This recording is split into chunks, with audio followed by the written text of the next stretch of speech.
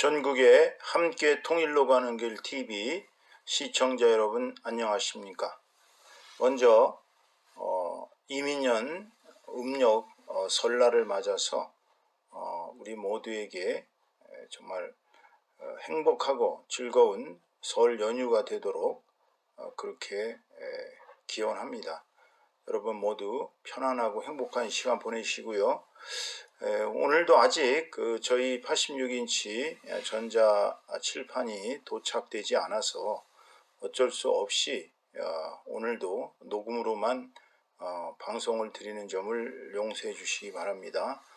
도착일이 2월 4일로 예정이 돼 있어서 업체들이 지금 구정이 껴가지고 뭐 어쩔 수가 없다고 하니까 널리 양해해 주시기 바라고, 오늘은 부득이 이렇게 음성과 파워포인트로만 강의를 진행하도록 하겠습니다.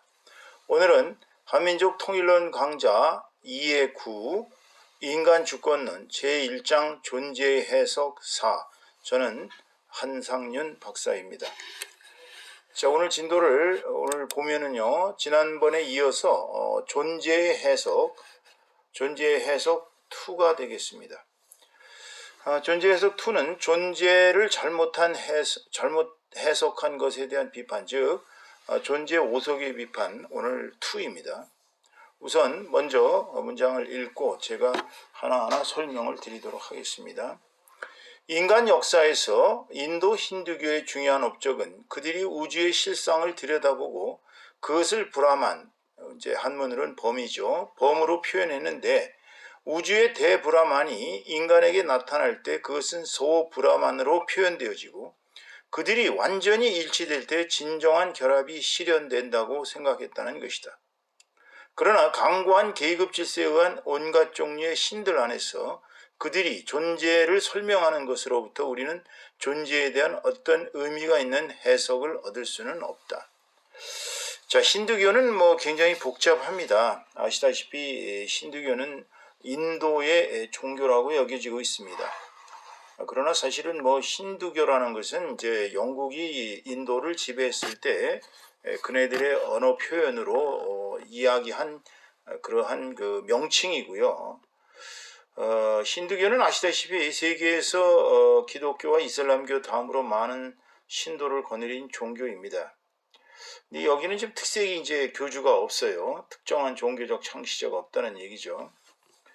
힌두교는 사실 일반적인 그런 교리에 의한 힌두교뿐만 아니라 생활 전통, 또 인도인들이 가지고 있는 넓은 의미에서의 모든 복잡한, 심지어는 요가라든지 수행과 같은 그러한 여러 가지 모든 것을 종합한 것이 우리는 인도의 힌두교라고 표현할 수가 있습니다. 힌두교의 주요 경전인 베다는 여러분들 알다시피 기원전 1500년경에 성립되어서 베다 산스크리트로 기록이 되어 있고요. 현재 힌두교는 인도의 이렇게 국교는 아닙니다. 인도는 종교의 자유가 있습니다. 그러나 대부분의 사람들이 힌두교를 믿고 있고요. 네팔은 이제 힌두교를 국교로 삼고 있습니다. 아시다시피 불교는 힌두교에서 나왔습니다. 그래서 이제 힌두교의 경전은 베다, 우파니샤드 등 여러 가지가 있는데요. 힌두교의 기본 교리는 사실은 우주의 법칙, 여기서 얘기하는 우주의 법칙을 우리는 브라만이라고 얘기하는 것이죠. 이 브라만과 그 다음에 이제 인간의 윤회, 이제 업 또는 다르마라고 표현되는데, 인간이 이제 업을 쌓는 것에 의해서 윤회를 한다고 합니다. 그리고 이것은 이제 불교, 자인화교, 시크교 등 여러 교로 이제 도입이 되었습니다. 그래서 이 힌두교는 우주는 생성 소멸, 발전 소멸한다고 보고 있고, 브라흐마신, 이제 브라만을 얘기합니다. 브라마신이 우주를 생성했고, 비슈누신이 우주를 유지 발전시키고, 시바신이 우주를 소멸시킨다고 해서 이 3대 신, 브라흐마신과 비슈누신 그리고 시바신의 3대 신을 인정하고 있습니다. 그런데 여기서 얘기하고 있는 제일 중요한 것은 바로 브라흐만, 즉 이제 이거를 이제 영어로 읽으면 이제 브라만이 되겠죠. 이 산스크리트로 브라만인데 이 브라만은 우주의 진리 또는 우주 자체를 가리키는 것입니다.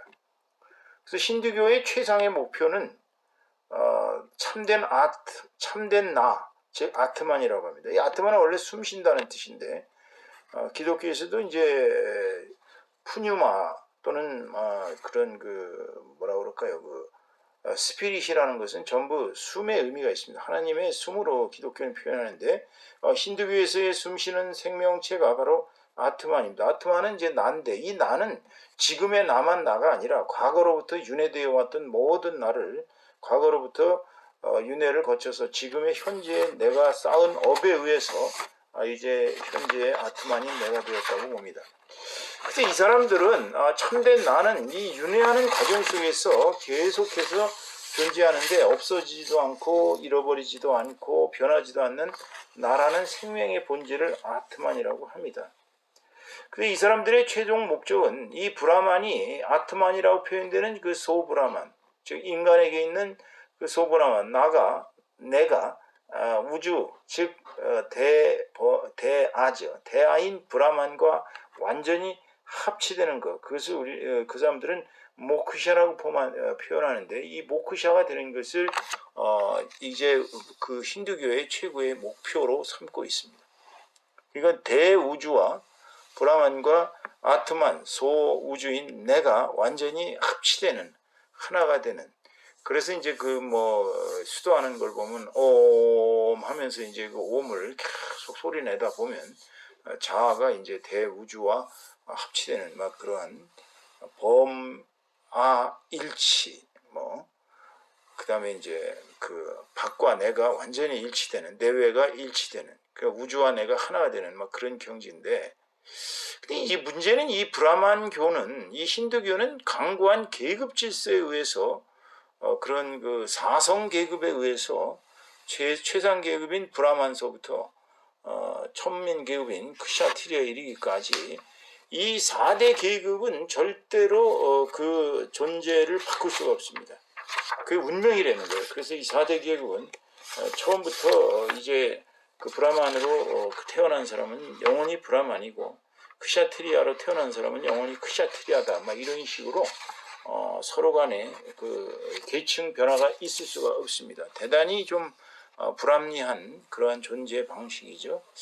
이런 것을 우리는 받아들이기 어렵습니다. 진리로서. 그리고 대단히 이 인도 힌두교의 문제점은 신화와 또는 그런 자기네들만의 그 독특한 교리로서 브라만 계급의 아주 전통적인 그 지위를 아주 강화했다는 것입니다. 아주 강고한 그러한 그 하이어라키가 형성되어 가지고 인간들을 완전히 억압하는 그러한 사성 체계라는 것을 낳았고, 우리는 이 힌두교에서 그렇게 진리라고 볼 만한 그런 걸 받아들이기는 어렵습니다.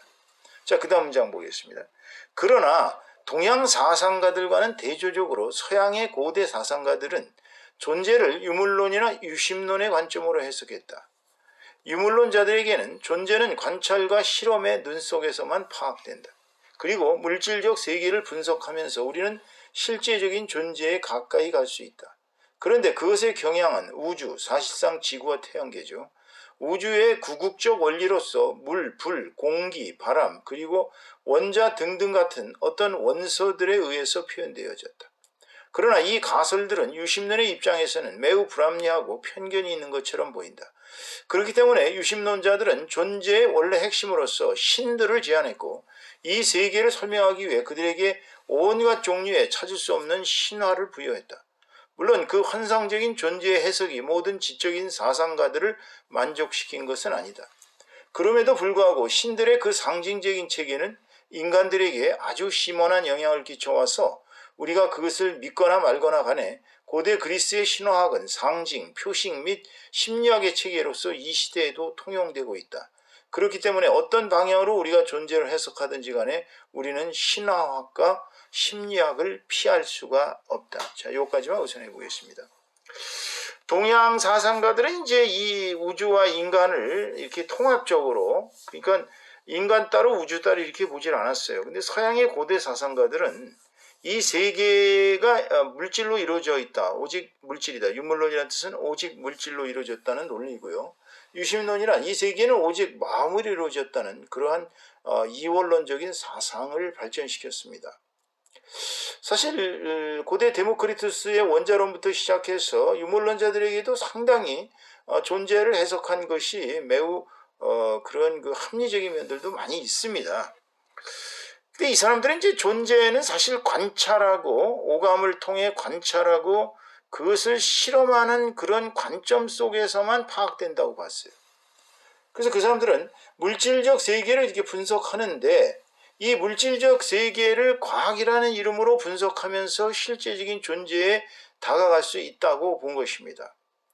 그냥 계속 이제 맨 처음에 이제 분자부터 원자, 소립, 밀입자, 소립자, 뭐 심지어는 참입자, X입자 뭐 등등 계속 분석을 해 가보니 결국에 와서는 알 수가 없는 뭐 그러한 경지까지 가는 것이죠.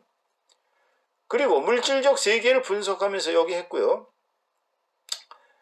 그러나 이 가설들은 문제는 이것의 경향, 그것의 경향은 우주, 사실 여기서 말하는 우주는 지구입니다. 지구와 태양계를 얘기하는 것이죠.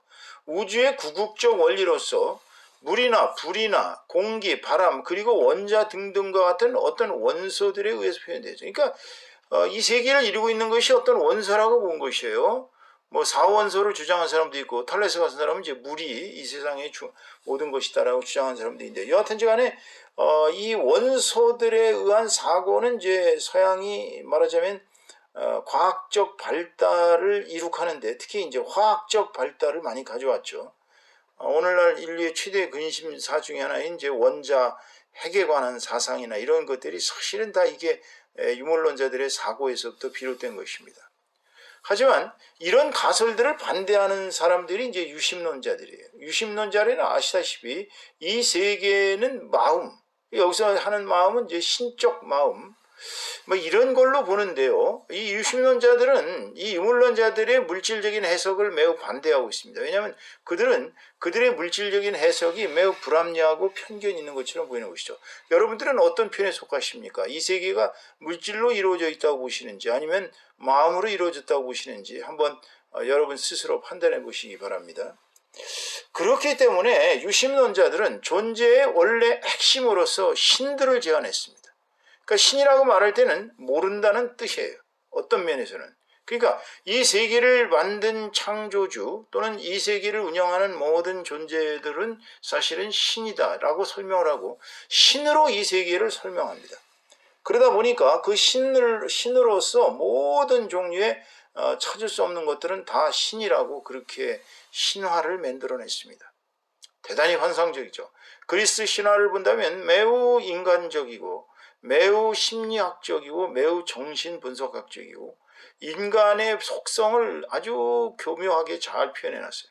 예를 들자면 제우스 같은 경우 지난번에도 얘기했습니다만 제우스는 남성들의 그 공격적인 본능, 그 바람기 그런 것을 이제 제우스 신이라는 그런 어떤 제일 신으로 표현하고요. 여자는 이제 헤라라는 질투의 그 속성을 가진 여성의 본질을 잘 표현하고 있어요.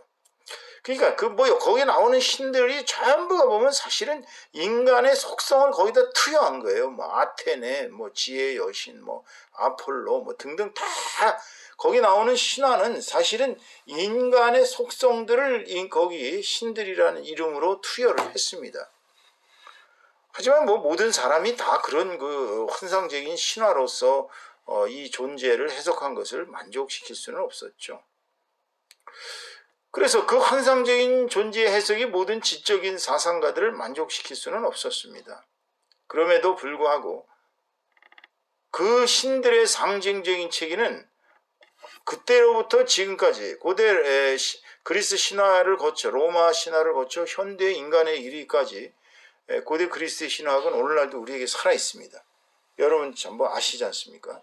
예를 들어서 우리가 이제 오이디푸스 신화, 무슨 엘렉트라 신화, 그 아킬레스 건 이런 등등 하여튼 그 고대 그리스의 신화학은 아직도 우리에게 살아 있어요. 그리고 그게 이제 정신 분석하고 연결이 됐단 말이죠. 그래서 이제 여러분 잘 아시는 그 정신분석학, 프로이드의 정신분석학이나 융의 심리학이나 뭐 이런 것이 전부 고대 그리스 신화하고 연결해서 그렇게 존재를 해석을 했던 것입니다.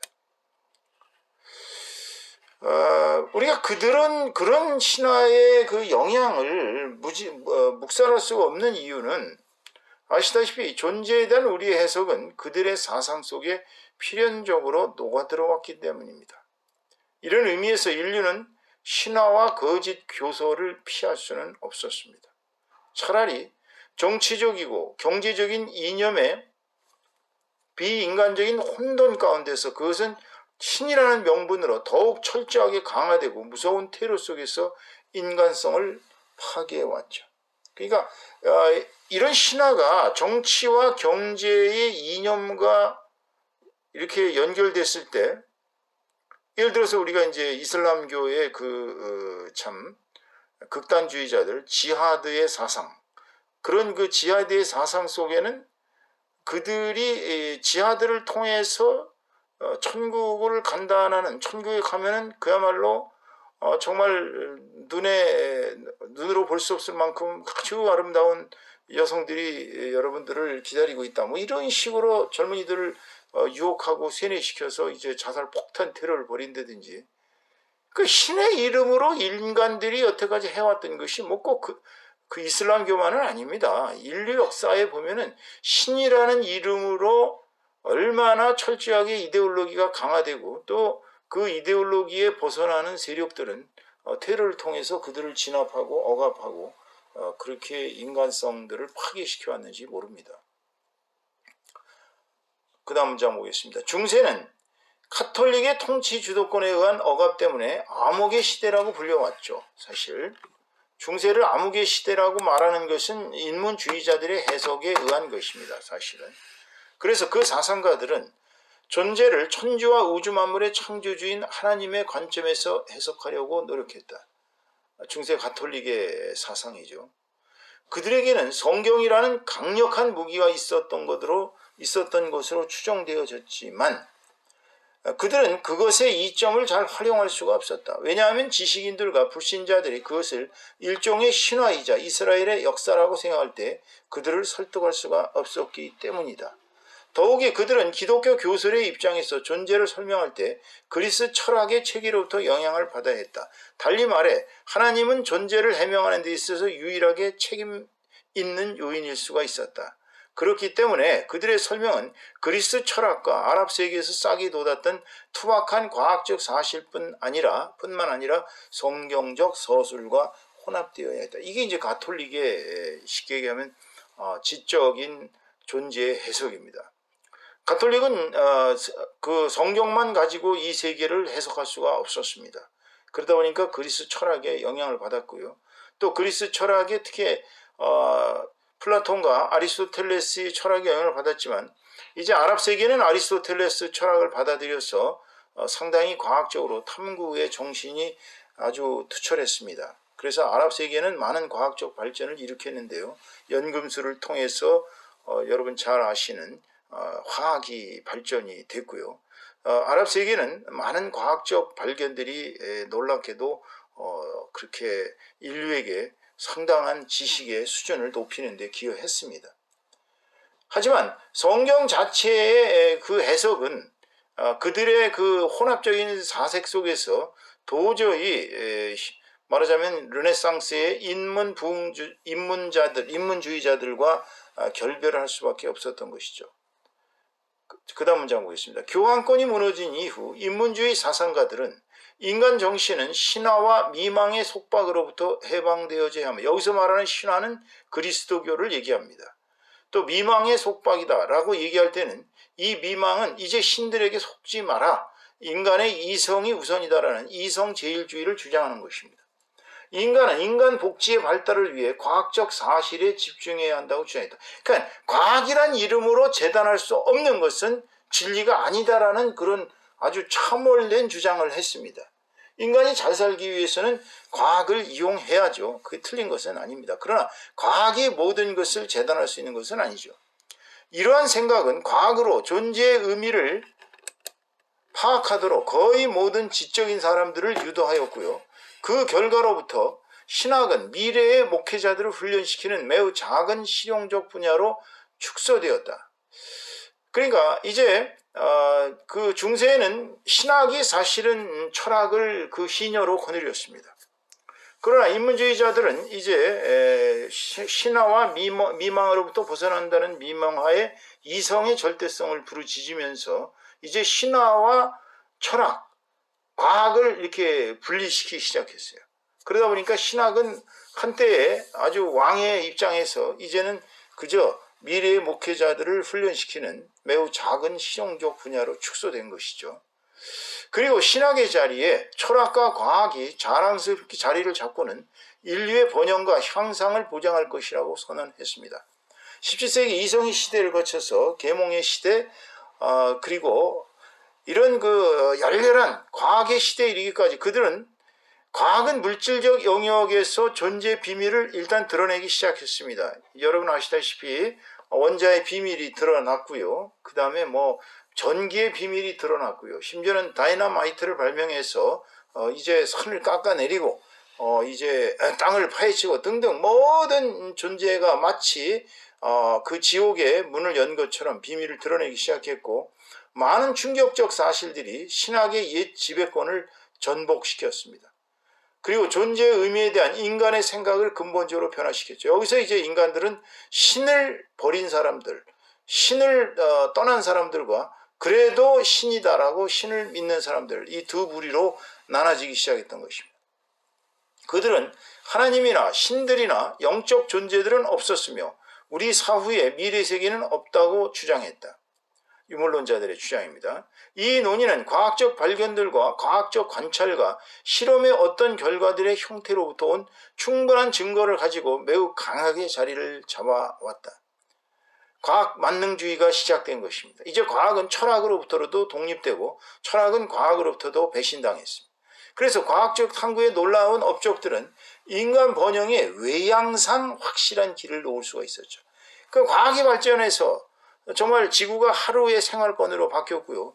이제 통신의 발달은 모든 우주의 지구에 있는 사람들이 그야말로 전화기를 통해서 이제 서로가 순식간에 통화를 할 수 있고 정보를 교환할 수 있고 동영상을 주고받을 수 있고, 하여튼 인간은 이 과학으로 말미암아서 이제 매우 물질적으로는 번영된 세계를 구가하는 것처럼 보였습니다. 의식주의 어려움이 마치 해결될 것처럼 그렇게 환상에 빠지게 된 것이죠. 그래서 현대에서 대부분의 철학자들은 자신들이 유물론자들이다 라고 확신하게 선언을 했던 것입니다. 오늘날 과학자들이 유심론자라고 주장하면 마치 미치광이처럼 몽둥이를 맞는 시대가 도래했습니다. 그러다 보니 과학적 발달에 발맞춰서 철학은 또한 본질적 존재로가 아닌 인식론적 방법으로 전환했다. 즉 이젠 본질적 존재를 탐구하는 것이 필요가 없다고 본 거예요. 과학은 그게 과학이 할 일이지 철학이 할 일이 아니다. 그러니까 이제는 철학은 왜 우리가 무엇을 아는가라는 인식론적 방법으로, 즉 지식론적 방법으로 전환했습니다. 그들은 진리의 기준을 찾기 위한, 진리가 뭐냐라는 진리의 기준을 찾기 위한 방법을 찾는 데 중점을 두었는데, 찾는 방식에 따라 두 진영, 즉 경험주의와 합리주의로 나뉘었다. 경험주의는 지식의 근본은 경험으로부터 온다. 그러니까 경험과 관찰과 실험을 통해서 아는 그러한 귀납주의를 주장했고요. 합리주의는 무슨 소리냐? 진리의 기준은 이성에서 온다. 그래서 그들은 이제 이성론의 기초를 두고 이제 합리주의라는 이성 중심주의로 나가고 경험을 배척했습니다. 그들은 서로 심하게 다투었지만 서로를 인정하지 않았습니다. 경험주의는 진리를 찾는 가능한 방식으로서 경험을 제시했으며 합리주의는 그것에 대해 이성을 제시한 것이죠. 그런데 여기서 이제 칸트가 나타났습니다. 칸트는 양편의 약점을 비판하고 이점을 서로 간의 이점을 그러니까 경험 없는 이성은 없고 이성 없는 경험은 없다. 이런 식으로 서로가 서로를 종합하는 단순한 방식을 통해 비판 철학이라고 합니다. 그들의 피비린내 나는 유혈적 결과를 종합했습니다. 그래서 칸트의 오랜 끈덕진 4세기 업적은 인간 이성의 절대화라는 근본적 비극을 낳았으니, 즉 칸트는 실질적으로 인간 이성을 통해서 하나님을 알아야 한다는 일종의 이성의 한계에 의한 신앙을 주장함으로 말미암아 이제 인간은 신으로부터 더욱더 멀어져서 물질적 인간 존재를 확립하게 되었던 것입니다. 오늘은 여기까지 하겠습니다. 수고들 하셨습니다.